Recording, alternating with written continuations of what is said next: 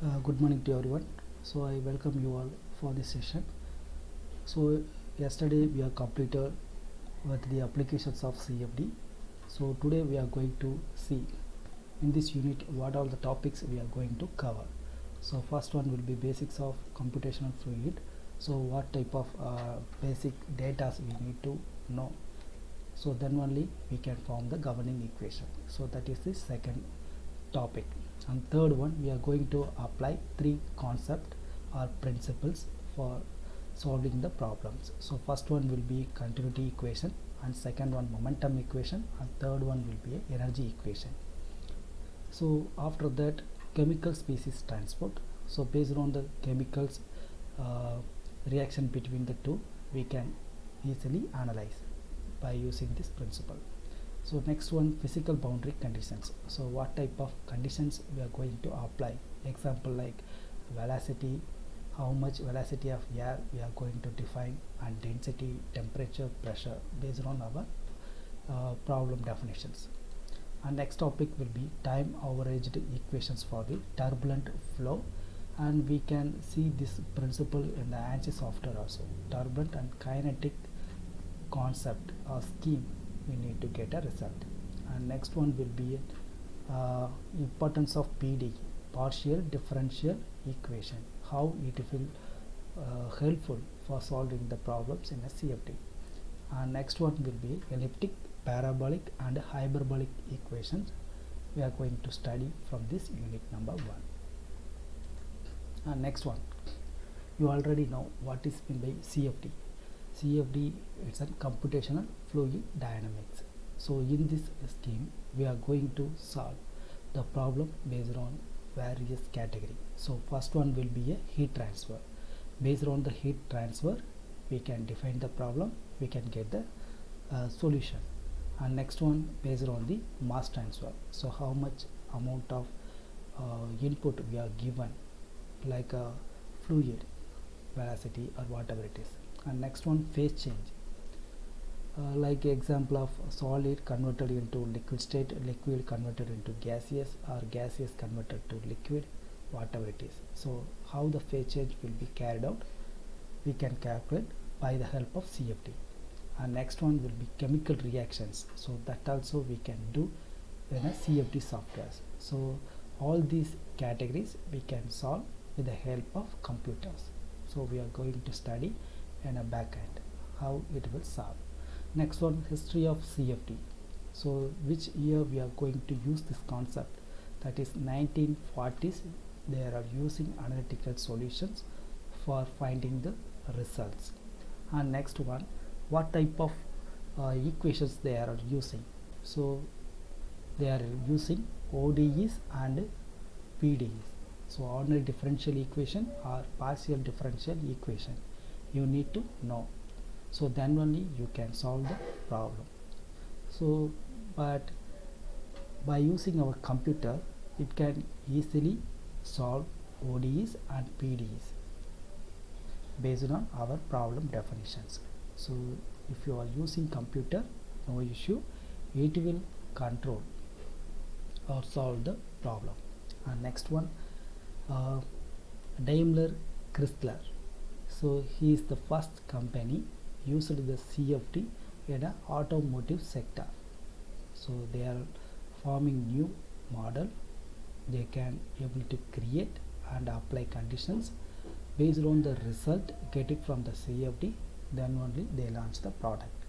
So he is the first company used the CFD, Daimler Chrysler.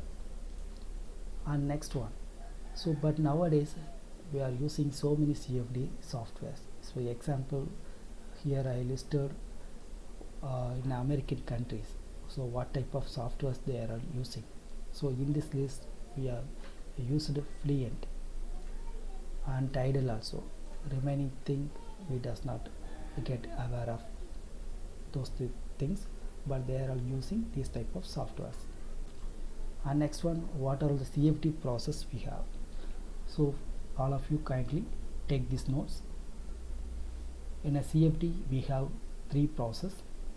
First one will be a preprocessor, and second one will be a solver, third one will be a post processor. In the pre-processor, first step we need to create a geometry in a software. So geometry means if you are going to design a new aircraft, you are going to design a 3D model in the software. So that is the geometry creation. So it's a first step. And second step will be volume occupied by fluid. So you need to define how much volume it have in your geometry, how much volume. So that is the second step. After that, single volume converted into a multiple volume. So that is the mesh. So we are call it as discrete cells divided concept. We have converted single volume into multiple smaller units, that is mesh. And third step will be a physical modeling is defined. After meshing, we need to define your aircraft or aerofoil or part of a component based on which material, whether it is a glass or stainless steel or wood or whatever it is, you need to define. So based on the data only it can solve. So that is the third step. And fourth one will be a boundary conditions we need to define, in which part our input is supplied. Example, from the left hand side to right hand side, we are going to pass the air or oil. It have a velocity of 400 meter per second, or it have a density. So we need to define. So that is the boundary condition.